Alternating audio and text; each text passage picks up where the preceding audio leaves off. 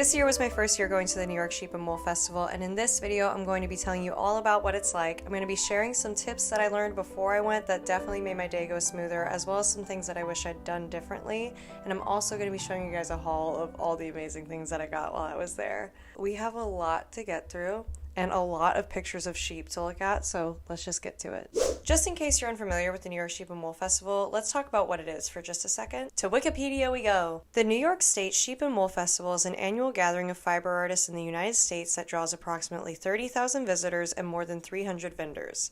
It is held at the Dutchess County Fairgrounds in Rhinebeck, New York. The festival was first held in 1980. It is attended by knitters, crocheters, hand spinners, and growers of natural fiber producing livestock. The livestock includes sheep, goats, Angora rabbits.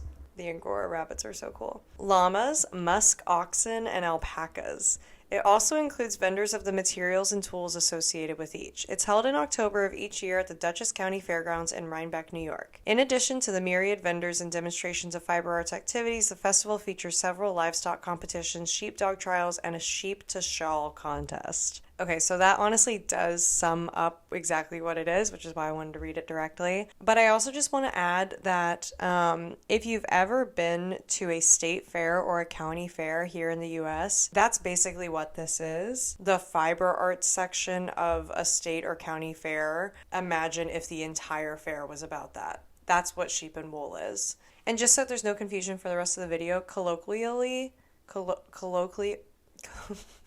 whoa. Often, the Sheep and Wool Festival is called Rhinebeck, and that's really just because most fiber artists know what you're talking about if you say you're going to Rhinebeck. Like, if you're a knitter and you're on your way to Rhinebeck, New York, people know that you're going to the Sheep and Wool Festival. So as I'm talking about the festival in this video, I may just be referring to it as Rhinebeck. So now let's get into my experience at the Sheep and Wool Festival. This was one of the most exhausting days I've had in a long time. Rhinebeck is not for the weak. I went with Cleo's Yarn Shop. Cleo's Yarn Shop is a yarn store here in Brooklyn. I've talked about it a lot on this channel. I'm a big fan of Cleo's. They did their own charter bus trip to Rhinebeck this year, which was awesome because being based in Brooklyn, I actually don't own a car. I also don't have a license. A lot of people who went on this trip were in the same boat, so it was really awesome that Cleo's did this because it gave us a way to go to Rhinebeck this year. So shout out Cleo's. So it was a super early day. The window of arrival time to get to Cleo's and check in and everything was 6 to 6:30 a.m. I woke up at 4:45 because I'm anxious. Got there in plenty of time, got there around 6:20. When I got there, they had a little check-in area. We all got little swag bags, which I did not know we were getting. I don't know if they told us that when we got the ticket, but they gave us a swag bag, which I'll show you later. And then they had out donuts and coffee for everyone, which was really nice. After we were all done checking in, we all got onto the charter buses, and y'all, it was so cute. It was 2 charter buses just full of people who were so excited and buzzing and knitting and crocheting all the way there. It was super fun. They did trivia on the bus, which is super cool. They were handing out little goodie bags if you answered questions correctly about different things relating to fiber arts. Super fun. I don't know how to talk about this though without saying the traffic takes forever to get to Rhinebeck from the city. I'd heard about that on Reddit when people were talking about going to Rhinebeck, but I wish I'd internalized it more before I went so that I knew what I was getting into in terms of the trip there itself. So we left at 7. We didn't get to the fairgrounds until 11 just because we were hitting traffic all the way there. Just it's fall. A lot of people in the city are going upstate right now. So there was that traffic anyway, but then also getting to the Sheep and Wool Festival, getting to the Dutchess County Fairground, there's one bridge and one road that gets you there. So it's crazy because at a certain point you're out of the New York City traffic into upstate, but then you hit the Sheep and Wool traffic and there's just nothing you can do about it. But now I understand that that's just kind of how this goes if you're coming from the city. I'm sure that if you were staying in a nearby town upstate, this would lessen the traffic experience much more. But also, even though we got there late, we had more than enough time to do the whole festival in one day. So I'll get into that as we talk. But just know if you're going, expect traffic. Y'all, the amount of people that were there was nothing I could have possibly expected. The whole day was super crowded. We went on Saturday. I don't know if I mentioned that yet. That is the most crowded day to go to Rhinebeck. That's like the day that most people go. So it was really crowded. When we walked in, my group, we went straight to the animals. On the way there, I was like, God, I want to see a sheep so bad. I didn't understand if like you could really like interact that much with animals, but I knew that animals were a part of this. Y'all, I was touching so many sheep. I was like petting alpacas. At one point in the day, I had my hands all in an Angora rabbit. There are so many animals for you to meet and greet. Like, I would say it's probably like half the festival is the animals, maybe a third. From then on, it's just a ton of vendors. So it's food, it's artisans, it's fiber bats, it's pattern sellers, and then, of course, it's yarn. It's so much yarn.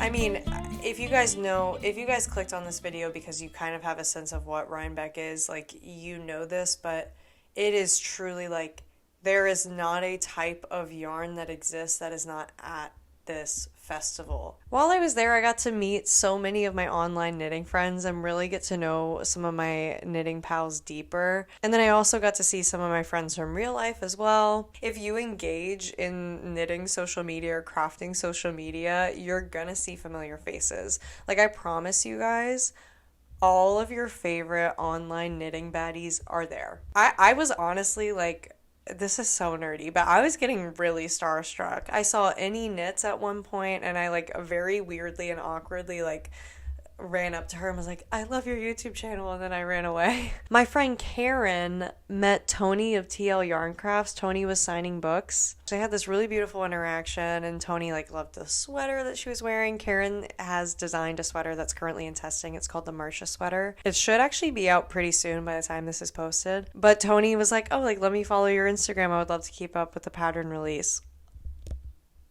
Like, that's mother. I didn't mention this earlier, but a big part of Rhinebeck and like the going to Rhinebeck of it all is making something to wear for the day. So all throughout the day, you see people wearing things that they made. It's very common to make a Rhinebeck sweater, which is just like a sweater pattern that you really love, making it specifically to wear to sheep and wool. So it's really cool. Like, everyone's just walking around in these beautiful sweaters that they made. I wore sweater number 15 by My Favorite Things Knitwear, which is a very popular pattern. And it was really cool because I ran into a woman in the vendor tents who was wearing one. And it was so funny. I was like looking all around. It was so crowded, as I said, and she locked eyes with me, and then I locked eyes with her, and she was like, and I was like, and we became that Spider-Man meme. But it was really fun. Like, that happened. My friend Fiona was wearing the Wave sweater by Spectacle Strick, and it was so cool because, first of all, she knitted up in this really eye-catching yarn combo. But it was really fun because everyone was complimenting Fiona on her sweater, but that was happening, and also a bunch of people were wearing Wave sweaters. Like, that was a really popular pattern this year. So it was just really cool to, like, see that happening, too. Like, that kind of stuff was just all over the place. So, yeah, I don't know. Knitters are just cute, y'all. So there's a lot of demos going on throughout the day. I will say we didn't really do any of that. My group went to one drop spindle competition, and that was really cool to see. I like love drop spindle, but we didn't stick around for the whole thing. We were kind of more focused on just yarn shopping. Once we saw how much there was to see in terms of shopping, we realized that we really needed to focus on that. I have my program right here. We can actually look at what they do. The Big Llama Alpaca Parade, Llama Alpaca Meet and Greet, Sheepdog Herding Demo. That one really got me excited. A fiber arts demo on silk reeling from cocoons. They also have the animals get entered in competitions and stuff, so there's a lot of that going on kind of all day.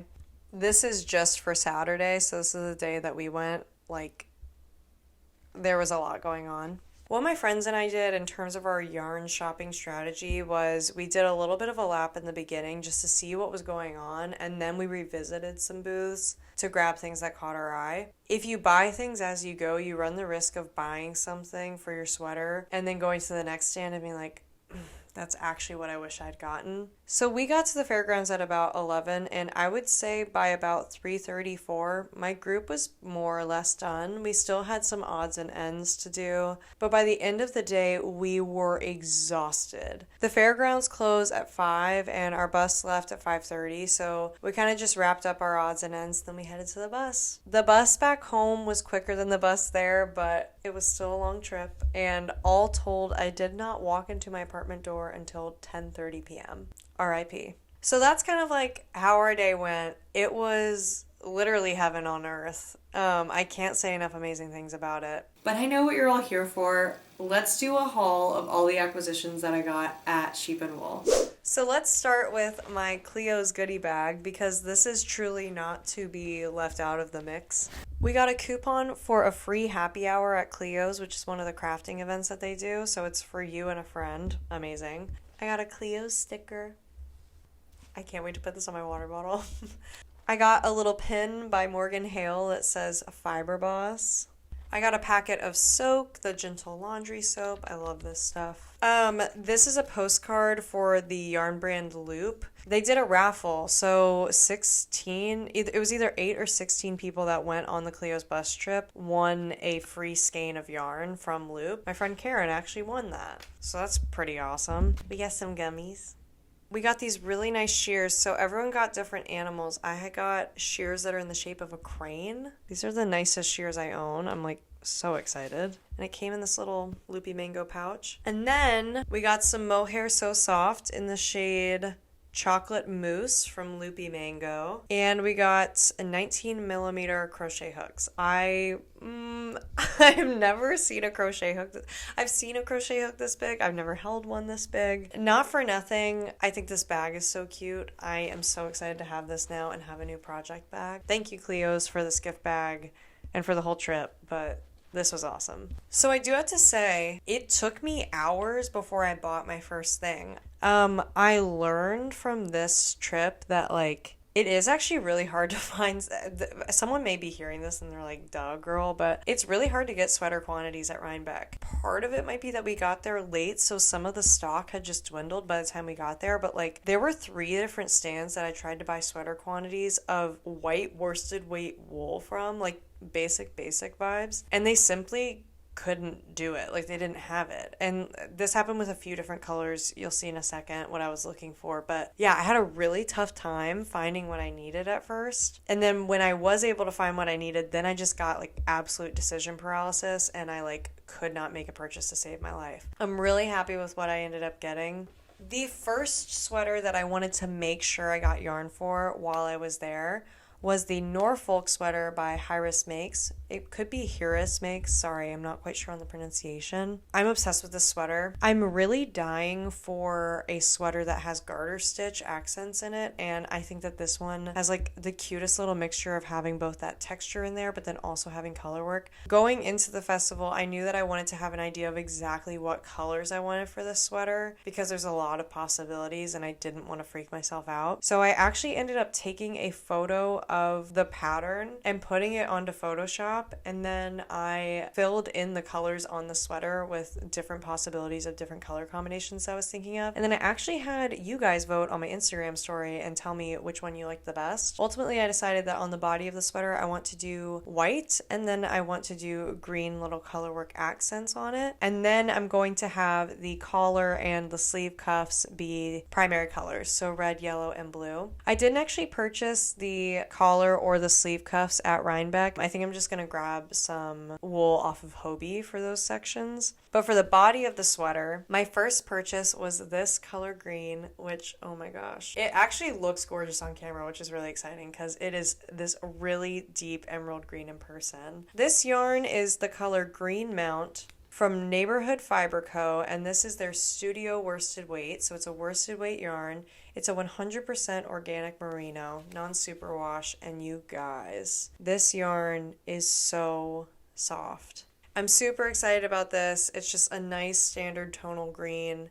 And I love rich greens like this. Green's my favorite color. This was one of those stands where I was very grateful to have a specific plan because I loved everything that they had. 2 skeins of yarn from Neighborhood Fiber Co. I think this is going to be gorgeous in this sweater. Once I had the green, then I was like, okay, I just need to go ahead and lock in the white. So Neighborhood Fiber Co. actually didn't have a sweater quantity of white in that weight, which was such a bummer because I was hoping to stay with the same like brand for all of that. But then I found this. So this is the Better Breakfast worsted yarn from Bare Naked Wools by Knit Spot. This is in their color Sugar Frost. It is 65% merino and 35% de-haired alpaca. By the way, if I'm like not supposed to mix 100% merino and alpaca, don't tell me.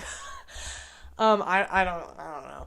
I think that the value of this is just fantastic. It's 225 yards in this thing. Obviously this was a splurge. I got 3 skeins of it. So I was very relieved that after I made my purchase, multiple people came up to me because I was carrying a bag from that stand, and they said that they love that brand. A shout out to my friend Kay from Modern Daily Knitting. She told me that actually both of those yarn brands were good purchases.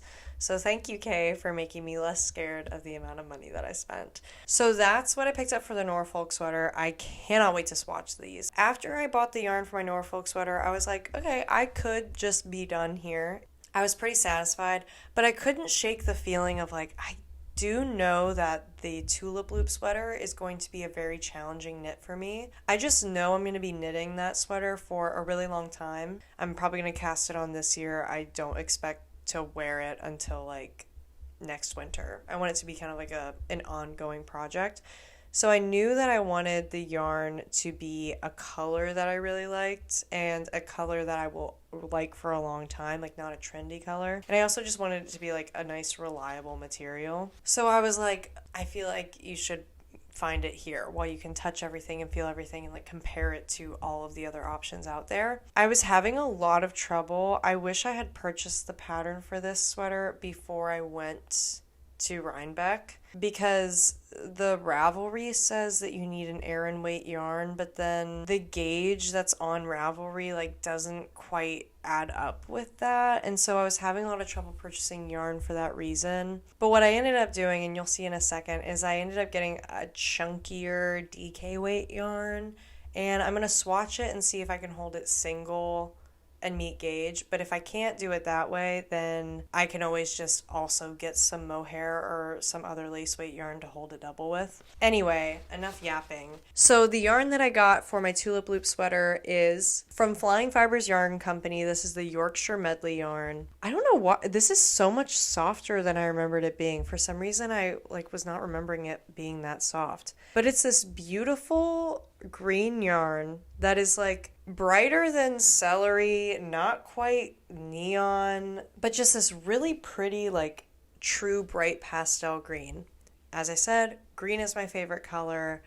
I love this shade of green, so I'm super excited about it. Again, really great value here too. That's what kind of drew me to it. There are 262 yards in this skein, and it's 100% British wool. And as you can see, it's DK, but I don't know, it's pretty like thick. So I may need to hold it with something, which is fine. That's what the pattern calls for anyway. But I'm kind of hoping that I can just do this yarn alone because I love how it feels on its own already. I cannot imagine how soft it's going to be once it's blocked. If it's already like this and it's 100% wool. Are you kidding? I got 6 skeins of that yarn. By the time I purchased this, I was done for the day. Also, Flying Fibers gave me this project bag to hold my purchase in. So that's freaking awesome. Thank you so much. So that's what I got. I'm so excited to get swatching on those. Now I'd love to get into some tips that I have for you all should you decide to go to Rhinebeck in the future. So something that I think I'm definitely going to do when I go in the future to Sheep and Wool, because by the way, like I'm going again. I had so much fun, if that's not clear. But one thing I'm definitely going to do is I'm going to go overnight. Leaving from New York City and going to Sheep and Wool and coming back to New York City all on the same day is totally doable. I just don't think I want to do it again. It was a really long day, especially if like someone that did that whole day was one of the people driving. I just can't imagine like doing that. I don't know. That would be a lot. So I would definitely go overnight. I don't personally feel the need to do both days of the festival. The festival happens on Saturday and Sunday. Like I said, we went on Saturday, and I feel like we had plenty of time to get everything done. So I wouldn't necessarily feel the need to do 2 days if I did it again. If I was going to do it in one day again, the one day that I would go would be Sunday. The crowds are crazy on Saturday. I'd heard that before and it was proven true. And though that's fine, I think Sunday would be a much calmer experience, and I think I'd like to both see what that's like, and I think it would just be my preference for going in the future. This is going to sound like such a silly thing, but it was all I could think about all day. Wear a backpack, even if it's a small one. Don't wear a side-hanging bag. The reason that I say this, it was so crowded. We were so close to everyone. I brought this bag with me, which is great because it holds a lot of stuff, but it was actually kind of awful because I was bumping into people and I felt like a bumper car all day. And like I said, keep it small. If you do get large quantities of yarn like I did, the vendor's going to give you a bag. So it's not like you need to bring a huge bag like I did to carry your stuff. It will not be cold when you go, but it might get chilly. So just think about that when you're making all these plans of your Rhinebeck sweater. Be sure to keep that in mind in terms of what fiber you use, what design you pick. I have to shout out Pearl Soho linen quill. So I knit up my sweater in Pearl Soho linen quill in blue, held double with the La Bien Amie mohair in violet blue. And yes, obviously mohair is going to be warm. So that was warm, but the linen quill is so breathable and so cool. The mohair was able to keep me warm against the breeze and the chill of the air, but the linen quill was totally comfortable in the sun. I know some people are there sweating in their sweaters. I know my friend Fiona had to take hers off for part of the day, but I honestly felt completely comfortable in that sweater. So I just have to say that. So I actually got this tip at the Endless Skein in Cold Spring, New York. I had a really lovely conversation with one of the people working there when I went recently, and I told her I was going to Rhinebeck. Actually, my boyfriend was like, she's going to Rhinebeck. Do you have any tips? And the woman working at the cash register told me to bring cash. One, a lot of the food vendors apparently only take cash. I didn't actually see this, but I've heard that that's the case, so make sure to bring some cash anyway. But she gave the tip to bring cash so that can be your allowance for the day. It makes you more likely to actually consider how much money you have left rather than just thinking about all the things that you want to buy. This was major for me. I picked a budget that I was comfortable with. I brought that with me in cash, and that was the money that I had available to spend that day. I will totally be doing this again. Oh my gosh. Bring multiple water bottles. If there's a water fountain on the fairgrounds, my group could not find it. I'm a 3 Nalgene a day minimum girly, and I was dying by the end of the day. You gotta stay hydrated. You're walking around all day, and if you're anything like me, your adrenaline's just pumping. So don't do what I did. Don't just bring one water bottle. Bring plenty of things to hydrate you. Otherwise, you're going to be spending your money on water bottles all day. I kind of touched on this throughout the video, but I do just want to say it concisely here. Pick out the patterns that you want to shop for ahead of time. And not just that, but know exactly what material, what fiber, what color, what weight, what you need. Figure out if you want to hold double, figure out if you want to hold single. Get all of that sorted out. You're going to be in such a big crowd while you're trying to make these big decisions. You need to know, either yes, this is going to work or no, it's not. Along those lines, I have to shout out my friend Vic. They gave me the single most important tip of the whole day that I must impart to you. When figuring out all those details about what kind of yarn you want to buy, how much you need, all the color, blah, blah, blah, blah. Some patterns say that you need X quantity of yarn in yards, and some say that you need X quantity in meters. Make sure that you know both units of measurement for how much yarn you need to purchase for your project. Because again, it's going to be so crowded. I can't imagine doing math while you're there. Truly get down to the nitty gritty in your planning. It's gonna feel so silly while you're doing it, but I'm not kidding. It makes the day like so much more simple. And that's kind of all I have in terms of tips. To wrap all this up, I just have to say New York Sheep and Wool is just such a fun experience if you're able to go. However, if making it to New York for the Sheep and Wool Festival isn't in the cards for you next year or some point in the future, I do highly recommend looking into whether or not your area has a local county fair or a state fair or something like that, where different fiber artists and different yarn vendors and things like that come and showcase their work. Because you're going to scratch a similar itch by going to that, as I think you do when you go to Sheep and Wool itself. Obviously, Sheep and Wool is a much bigger version of that, but if you're craving this experience because you want to connect with other fiber artists and you want to like have the tactile experience of seeing all these artisanal yarns and the animals and stuff like that, check out your local county and state fairs. They normally have some cool stuff like that as part of it. One of my biggest takeaways is I was saying to one of my friends that I was doing rhinebeck with that knitting and crocheting and sewing and really like a lot of these crafts that we all do, if you're watching my channel that you're probably also interested in, a lot of these crafts are things that we do alone. They're things that we do in our alone time, in our free time, while we're watching TV, while we're in bed, whatever. So it's just so special anytime you get to share that with other people.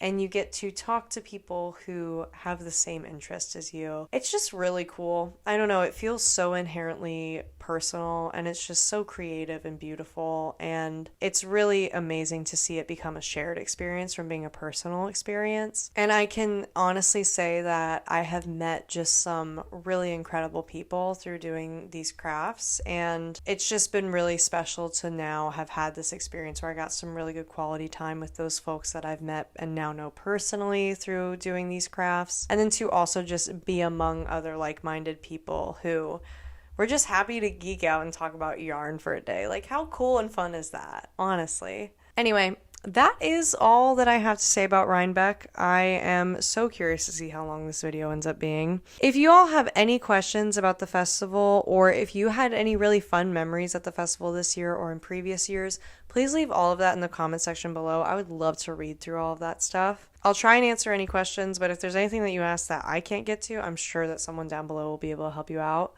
And I've kept you here for long enough, so I'm going to go ahead and sign off. If you'd like to keep up with my future projects, if you'd like to see what I end up doing with all the yarn that I bought at Rhinebeck, please be sure to follow me on Instagram. I'm at _thedropstitch. I'm also on Ravelry at thedropstitch. That's all one word with an extra H on the end. If you're not already, please be sure to subscribe to this channel. I talk about all things fiber arts. That's spinning, sewing, knitting, crocheting, all of it. And until I catch you in the next one, please be sure to drink some water, stretch your wrists, and please purl responsibly.